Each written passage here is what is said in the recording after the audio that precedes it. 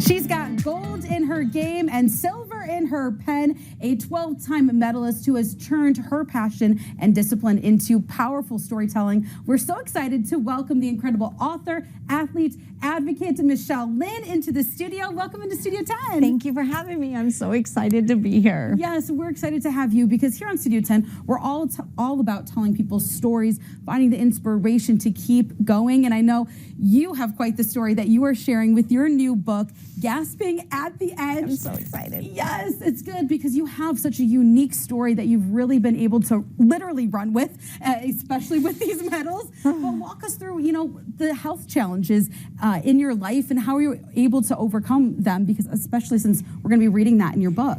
Well, I had cancer and overcame it by luckily getting a bone marrow transplant.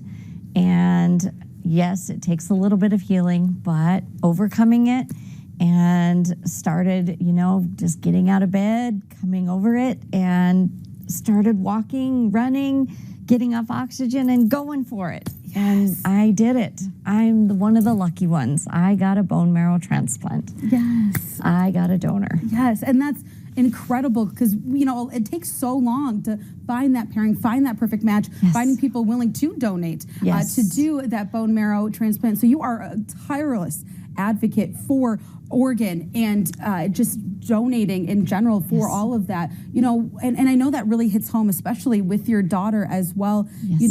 What is that motivation for helping not only just in the moment, but continuing now in the future?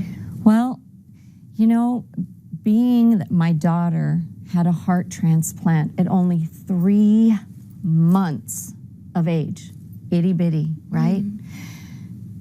It takes so much to even believe that that can happen, 1. 2, that she's 34 years out from that heart transplant. So getting a heart transplant at that age and still having that transplant, the getting the transplant and having it and doing so well, and her competing in these games too, US and world, and finding a donor nowadays is so difficult. So we have to get out there and share these stories and let people know that organ and tissue donor awareness is so important. It's so imperative. I love your story, and knowing that, despite all of your obstacles, you kept walking, you put one step forward until that steps became running, and you decided to compete in the World Transplant Games, winning medal by medal. What strength, both mentally and physically, has that given you over the years?